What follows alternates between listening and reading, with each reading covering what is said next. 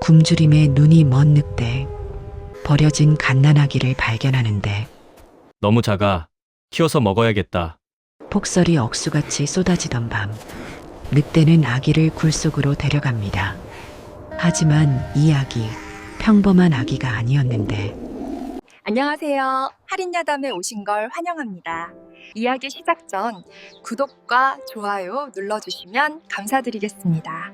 댓글에 어디서 듣고 계신지 남겨주시면 그곳에 행복이 깃들기를 기원하겠습니다. 이야기 시작합니다. 먼 옛날 조선 땅 깊은 산골에 흉년이 들었습니다. 한 해가 아니었습니다. 두 해, 세 해, 어느덧 사람들의 기억 속에서 풍년이란 말이 사라질 만큼 오랜 세월이었지요. 들판의 곡식은 싹도 틔우지 못한 채 말라 죽었고 산짐승들은 먹이를 찾아 점점 더 깊은 곳으로 숨어들었습니다.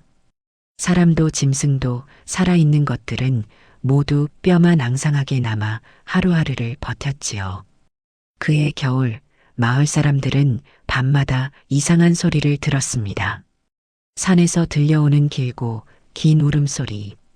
그것이 짐승의 울음인지 바람소리인지 아니면 굶주린 산 자체가 내지르는 비명인지 아무도 알 수 없었습니다. 그 산 가장 깊은 곳에 늙은 늑대 한 마리가 살고 있었습니다. 한때는 산의 왕이라 불릴 만큼 위풍당당한 짐승이었지요. 그러나 흉년이 계속되자 늑대의 몸도 점점 야위어 갔습니다. 갈비뼈가 드러나고 털은 윤기를 잃었으며 눈만 시뻘겋게 타올랐습니다. 늑대는 토끼를 잡아먹어도 배가 차지 않았습니다. 노루를 물어 뜯어도 허기는 가시지 않았지요. 심지어 산 아래로 내려가 사람을 해친 적도 있었으나 그 굶주림은 오히려 더 깊어질 뿐이었습니다. 먹어도 채워지지 않는 굶주림. 늑대는 마치 저주에 걸린 듯 했습니다. 무엇을 먹어도 배가 고팠고 아무리 삼켜도 속이 텅 빈 것만 같았지요. 늑대는 그렇게 굶주림에 묶인 채 산속을 헤매고 있었습니다. 그해 겨울, 유난히 매서운 폭설이 내리던 밤이었습니다. 늑대는 먹이를 찾아 산길을 내려가다 이상한 소리를 들었습니다.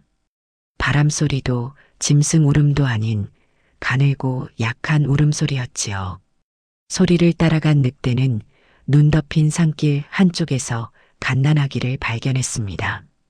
낡은 포대기에 쌓인 아기는 얼굴이 파랗게 질린 채 숨이 끊어질 듯 울고 있었습니다. 누군가 버리고 간 것이 분명했지요. 늑대는 아기에게 천천히 다가갔습니다.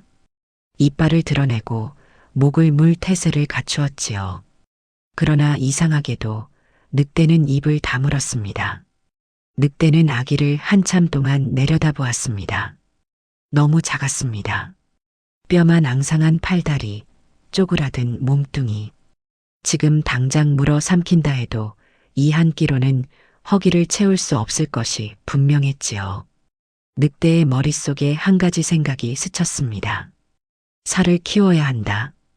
이 작은 것을 키워서 제대로 된 먹잇감으로 만들어야 한다. 그래야 이 지긋지긋한 굶주림을 끝낼 수 있을 것이다. 늑대는 조심스럽게 아기의 포대기를 물었습니다. 이빨이 살을 찢지 않도록, 숨통을 누르지 않도록 신경 쓰며 아기를 들어 올렸지요. 그렇게 늑대는 아기를 자신의 굴로 데려갔습니다. 굴 안은 어둡고 축축했지만 바깥의 눈보라보다는 따뜻했습니다. 늑대는 아기를 굴 한쪽에 내려놓고 웅크린 채 지켜보았지요. 아기는 더 이상 울지 않았습니다. 작은 눈을 감은 채 고르게 숨을 쉬고 있었지요. 늑대는 그날 밤 처음으로 굶주림을 잊었습니다. 아기를 살리는 일은 쉽지 않았습니다. 늑대는 밤마다 마을로 내려가 염소를 훔쳐왔습니다. 염소의 젖을 아기 입에 묻히고 짐승의 피를 씹어 부드럽게 만든 뒤 아기에게 먹였지요. 처음에는 아기가 받아먹지 못했습니다. 토해내고 울고 숨이 멎을 듯 헐떡였지요. 그러나 늑대는 포기하지 않았습니다. 밤이고 낮이고 아기 곁을 지키며 먹이를 물렸습니다. 며칠이 지나자 아기는 조금씩 젖을 받아먹기 시작했습니다. 그렇게 아기는 살아남았습니다. 그러나 이상한 일이었습니다. 아기를 먹이느라 정작 늑대 자신은 제대로 먹지 못했는데도 굶주림이 예전만 못했지요. 늑대는 그 이유를 알 수 없었습니다. 그의 겨울은 유난히 길고 혹독했습니다. 눈보라가 며칠씩 계속되는 날이면 늑대는 아기를 품에 안고 굴 깊숙한 곳에 웅크렸습니다. 자신의 몸으로 아기를 덮어 찬바람을 막았지요. 아기의 체온은 늘 미약했습니다. 조금만 방심하면 손끝이 파랗게 식어갔고 입술은 핏기를 잃었지요. 그럴 때마다 늑대는 아기를 더 꽉 끌어안았습니다. 먹잇감을 지키는 것이다. 늑대는 스스로에게 그렇게 말했습니다. 이 아이가 죽으면 그동안의 수고가 헛되니까. 살을 키워 제대로 된 한 끼를 먹으려면 이 겨울을 넘겨야 하니까.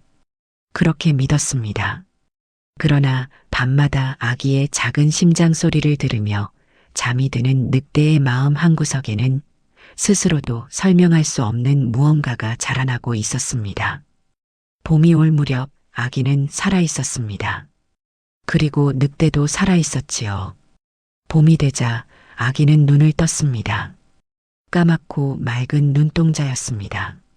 아기는 자신을 내려다보는 거대한 짐승을 보고도 울지 않았지요. 오히려 작은 손을 뻗어 늑대의 털을 움켜쥐었습니다. 늑대는 당황했습니다. 사람이든 짐승이든 늑대를 보면 두려움에 떨거나 도망치는 것이 당연했습니다. 그런데 이 작은 것은 무섭지도 않은 듯 늑대의 털을 잡고 방긋 웃었지요. 그 눈빛이 이상했습니다. 마치 늑대를 어미로 여기는 듯한 온전한 믿음이 담긴 눈빛이었습니다.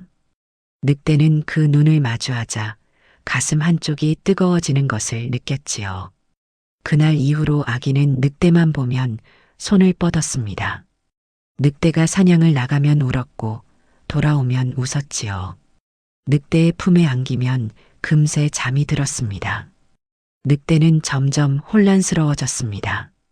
이 아이는 먹잇감이다. 언젠가는 잡아먹어야 할 존재다.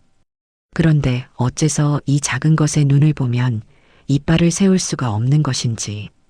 늑대는 스스로에게 물었지만 대답을 찾지 못했습니다. 이상한 일이 벌어지기 시작했습니다. 아이 곁에 있으면 늑대의 굶주림이 잦아들었습니다. 아무것도 먹지 않아도 배가 고프지 않았고 속이 편안했지요. 그러나 아이를 두고 사냥을 나가면 달랐습니다. 굴에서 멀어질수록 허기가 밀려왔고 숨이 막히듯 가슴이 조여왔지요. 하루만 떨어져 있어도 온몸이 쑤시고 아팠습니다. 늑대는 처음으로 두려움을 느꼈습니다. 이것은 단순한 굶주림이 아니었습니다. 아이에게 묶여버린 것이었지요.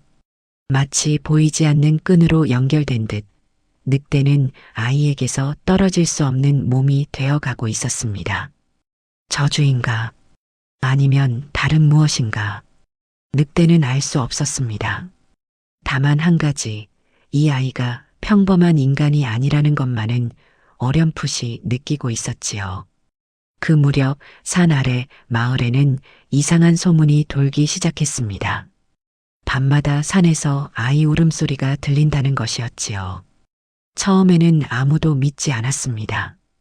그러나 소문은 점점 퍼져나갔고 마을 사람들은 수군거리기 시작했지요.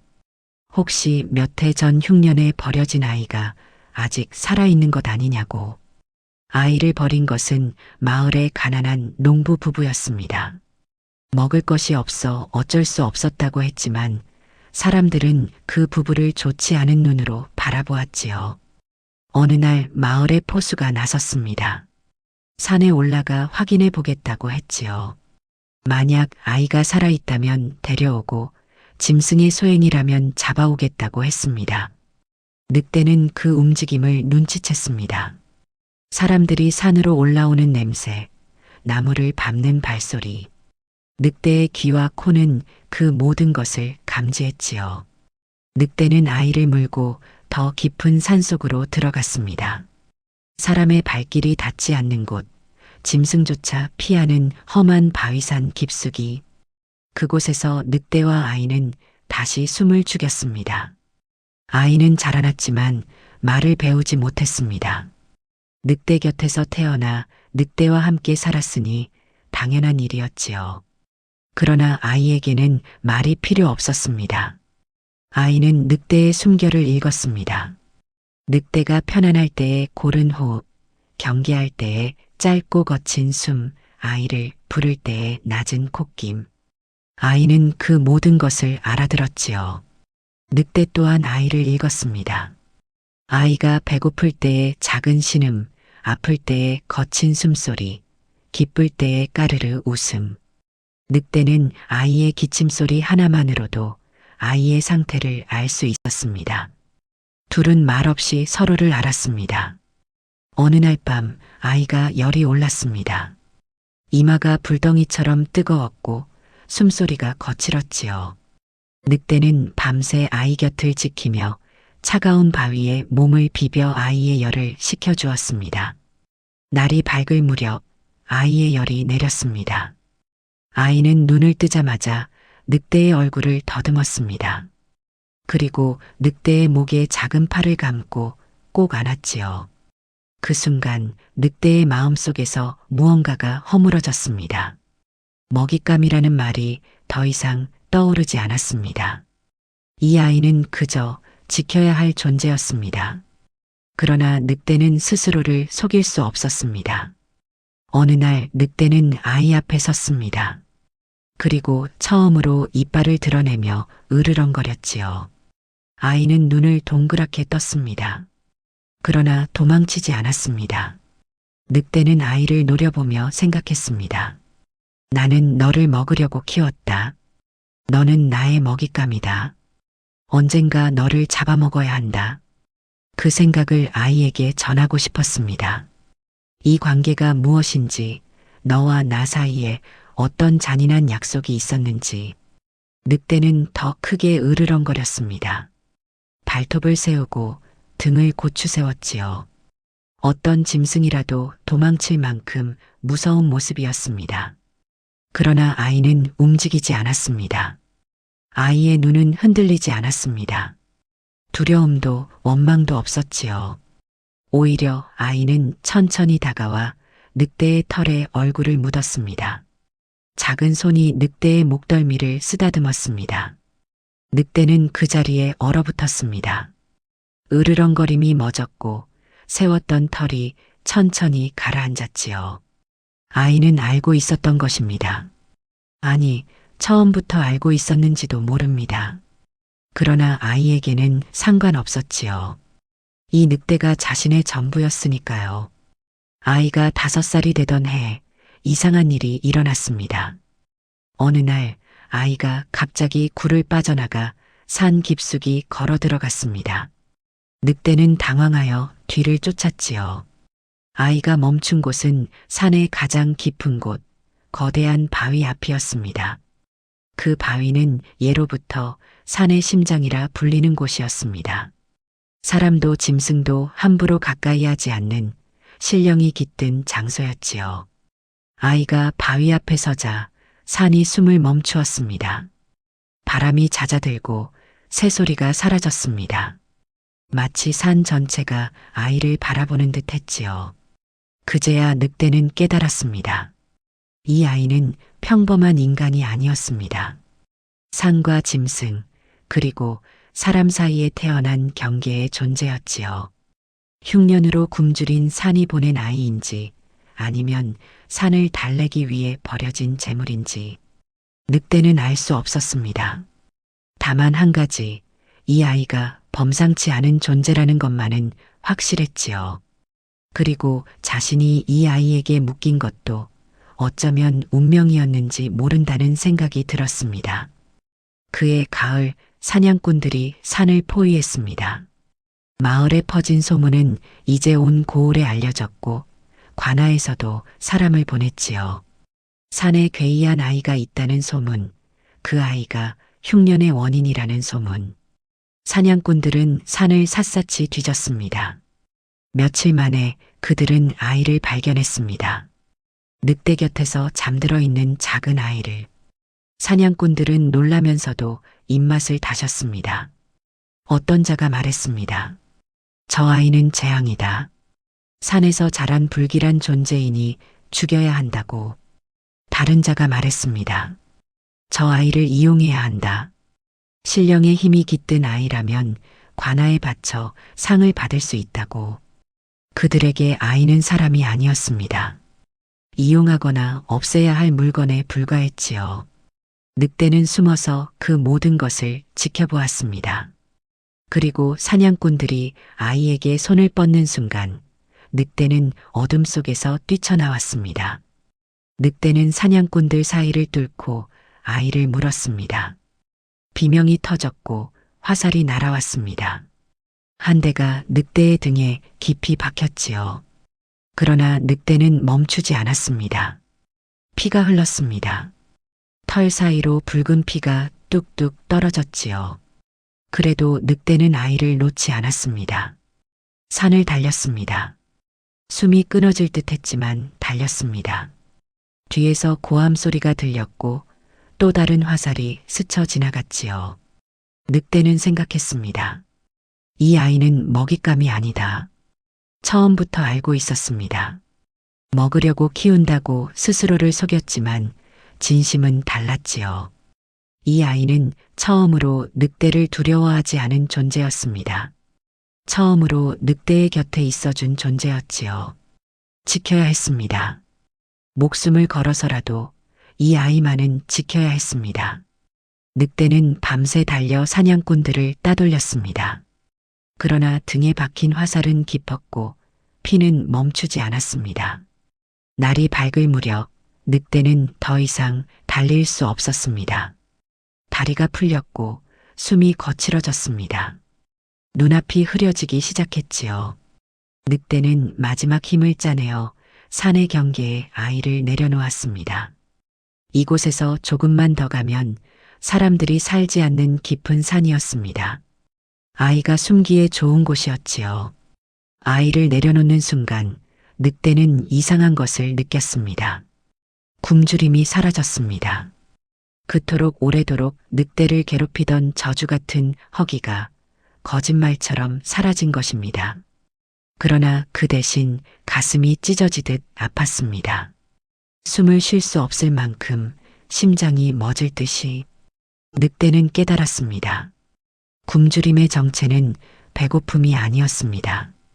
텅 빈 마음, 채워지지 않는 외로움. 그것이 굶주림의 실체였지요. 아이가 그것을 채워주었습니다. 그래서 아이 곁에 있으면 배가 고프지 않았던 것입니다.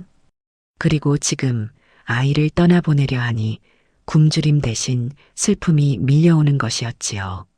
늑대는 쓰러졌습니다. 아이는 멀리 가지 않았습니다. 늑대가 쓰러지는 것을 보자 아이는 돌아왔습니다. 작은 발로 종종 걸음을 치며 늑대 곁으로 달려왔지요. 아이는 늑대의 피 묻은 털을 작은 손으로 잡았습니다.